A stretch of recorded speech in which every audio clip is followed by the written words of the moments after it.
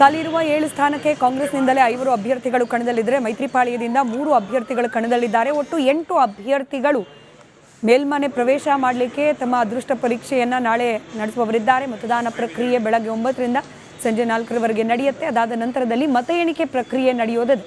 ಇನ್ನು ಅಡ್ಡ ಮತದಾನ ಆಗಬಾರ್ದು ಅನ್ನೋ ಕಾರಣಕ್ಕೆ ರೆಸಾರ್ಟ್ ರಾಜಕೀಯ, ವಿಪ್ ಜಾರಿ ಇತ್ಯಾದಿ ಪ್ರಕ್ರಿಯೆಗಳು ಪಕ್ಷದ ಕಡೆಯಿಂದ ಆಗ್ತಾ ಇದ್ರೆ, ಇತ್ತ ಚುನಾವಣಾ ಪ್ರಕ್ರಿಯೆಯಲ್ಲಿ ಯಾವುದೇ ರೀತಿಯ ತಾಂತ್ರಿಕ ದೋಷಗಳಾಗಬಾರ್ದು ಅನ್ನೋ ಕಾರಣಕ್ಕೆ ಈ ಚುನಾವಣಾ ಮತದಾನ ಪ್ರಕ್ರಿಯೆಗೆ ಬೇಕಾದ ಸಿದ್ಧತೆಗಳನ್ನು ಚುನಾವಣಾ ಅಧಿಕಾರಿಗಳು ಮಾಡ್ಕೊಳ್ತಿದ್ದಾರೆ. ಆ ದೃಶ್ಯವನ್ನು ಸದ್ಯ ಗಮನಿಸ್ತಾ ಇದ್ರಿ. ಹಾಗೆ ಚುನಾವಣಾ ಅಧಿಕಾರಿಗಳು ಮಾಡ್ತಾ ಇರುವ ಈ ಸಿದ್ಧತೆಗೆ ಜೊತೆಯಾಗಿ ಪೊಲೀಸರಿಂದ ಕೂಡ ಭದ್ರತಾ ವ್ಯವಸ್ಥೆ ಇತ್ಯಾದಿ ಅದರ ಪರಿಶೀಲನೆಯನ್ನ ಮಾಡಲಾಗ್ತಾ ಇದೆ.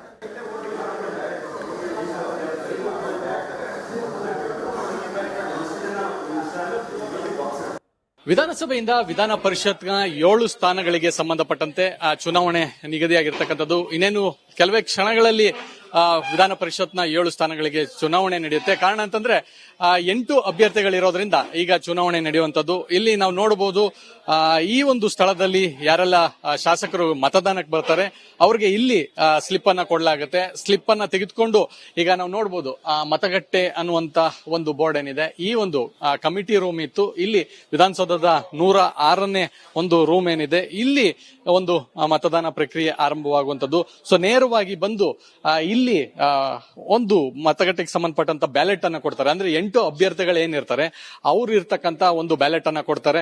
ಸೊ ಅಲ್ಲಿಂದ ನೇರವಾಗಿ ಇಲ್ಲಿ ಏನು 2 ಕಡೆ ಬೂತ್ ಸ್ಥಾಪಿಸಿರ್ತಕ್ಕಂಥದ್ದು.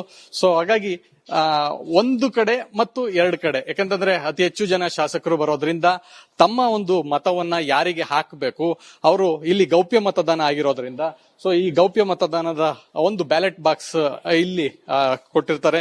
ಸೊ ಹಾಗಾಗಿ ಇಲ್ಲಿಂದ ನೇರವಾಗಿ ತೆಗೆದುಕೊಂಡೋಗಿ ಅಲ್ಲಿ ಚುನಾವಣಾ ಅಧಿಕಾರಿಗಳು ಕೂಡ ಇರ್ತಾರೆ. ಸೊ ಚುನಾವಣಾ ಅಧಿಕಾರಿಗಳ ಬಳಿ ಈ ಒಂದು ಸಂಪೂರ್ಣ ಒಂದು ಬಾಕ್ಸ್ ಏನಿದೆ ಆ ಬಾಕ್ಸ್ ನ ಬಳಿ ಹಾಕ್ತಾರೆ. ಸೊ ಇಡೀ ಚಿತ್ರಣ ಅಂದ್ರೆ ಯಾರೆಲ್ಲ ಅಧಿಕಾರಿಗಳಿರ್ತಾರೆ, ಚುನಾವಣಾಧಿಕಾರಿಗಳು ಕೂಡ ಇರ್ತಾರೆ ಮತ್ತು ಚುನಾವಣೆಗೆ ಸಂಬಂಧಪಟ್ಟಂತ ಎಲ್ಲ ಅಧಿಕಾರಿಗಳು ಇರ್ತಾರೆ. ಈ ಇಡೀ ಪ್ರಕ್ರಿಯೆ ಸಿಸಿ ಕ್ಯಾಮೆರಾದಲ್ಲಿ ರೆಕಾರ್ಡ್ ಆಗುತ್ತೆ. ಸೊ ಈಗಾಗಲೇ ನಾವು ಗಮನಿಸಬಹುದು, ಈ ಒಂದು ಚುನಾವಣೆಗೆ ಸಂಬಂಧಪಟ್ಟಂತ ಸಂಪೂರ್ಣ ಚಿತ್ರಣ ಇಲ್ಲಿ ಸಿಸಿ ಕ್ಯಾಮೆರಾದಲ್ಲಿ ಬರುತ್ತೆ. ಸೊ ಅದರ ಮಾನಿಟರಿಂಗ್ ಕೂಡ ಇಲ್ಲೇ ಆಗುತ್ತೆ. ನಾವು ಗಮನಿಸಬಹುದು ಏನು ಇಡೀ ಒಂದು ಚುನಾವಣೆಗೆ ಸಂಬಂಧಪಟ್ಟಂತ ಏನ್ ಪ್ರಕ್ರಿಯೆ, ಹೊರಗಡೆಯಿಂದ ಬಂದು ಒಳಗೆ ಬಂದು ಏನೆಲ್ಲ ಮಾಡ್ತಾರೆ ಮತ್ತು ಇಡೀ ಒಂದು ಕ್ಯಾಮೆರಾ ರೆಕಾರ್ಡ್ ಕೂಡ ಆಗತ್ತೆ. ಸೊ ಯಾವ ಅಭ್ಯರ್ಥಿ ಯಾರಿಗೆ ಮತ ಹಾಕದ ಅನ್ನುವಂಥದ್ದು ಕೂಡ ತೋರಿಸುವಂತಿಲ್ಲ. ಒಂದು ವೇಳೆ ಆ ರೀತಿ ಆದ್ರೆ ಆ ಮತ ಅಸಿಂಧು ಆಗುತ್ತೆ. ಕಾರಣ ಅಂತಂದ್ರೆ ಇದು ಗೌಪ್ಯ ಮತದಾನ ಆಗಿರ್ತಕ್ಕಂಥದ್ದು. ಸೊ ಹೀಗಾಗಿ ಈ ಗೌಪ್ಯ ಮತದಾನವನ್ನ ಬಹಳ ಗೌಪ್ಯತೆಯಿಂದನೇ ಹಾಕಿ ಒಂದು ಬ್ಯಾಲೆಟ್ ಬಾಕ್ಸ್ ಅನ್ನ ಇಟ್ಟಿರ್ತಾರೆ. ಆ ಬ್ಯಾಲೆಟ್ ಬಾಕ್ಸ್ಗೆ ತುಂಬಬೇಕು. ಅದಾದ ಬಳಿಕ ಬೆಳಗ್ಗೆ 11 ಗಂಟೆಯಿಂದ ಬಹುತೇಕ ಮಧ್ಯಾಹ್ನ 3 ಗಂಟೆವರೆಗೂ ಕೂಡ ಈ ಚುನಾವಣಾ ಪ್ರಕ್ರಿಯೆ ನಡೆಯುತ್ತೆ. ಸಂಜೆ 4 ಗಂಟೆಗೆ ಮತ ಎಣಿಕೆ ಪ್ರಕ್ರಿಯೆ ಆರಂಭವಾಗುತ್ತೆ. 8 ಜನ ಕಣದಲ್ಲಿರೋದ್ರಿಂದ 7 ಸ್ಥಾನಗಳಿಗೆ ಮಾತ್ರ ಚುನಾವಣೆ ಇರ್ತಕ್ಕಂಥದ್ದು. ಸೊ ಹೀಗಾಗಿ ಯಾರು ಗೆಲ್ತಾರೆ ಅನ್ನುವಂಥದ್ದು ಬಹಳಷ್ಟು ಕುತೂಹಲ ಇರ್ತಕ್ಕಂಥದ್ದು. ಸೊ ಹೀಗಾಗಿ ನಾಳೆ ಇಷ್ಟೊತ್ತಿಗೆ ಯಾವ ಅಭ್ಯರ್ಥಿ ಗೆಲ್ತಾರೆ ಅನ್ನುವಂಥದ್ದು ಬಹಳ ಸ್ಪಷ್ಟವಾಗಲಿದೆ. ಕ್ಯಾಮರಾ ಪರ್ಸನ್ ಮಂಜುನಾಥ್ ಜೊತೆ ಚಂದ್ರಶೇಖರ್, ರಿಪಬ್ಲಿಕ್ ಕನ್ನಡ, ಬೆಂಗಳೂರು.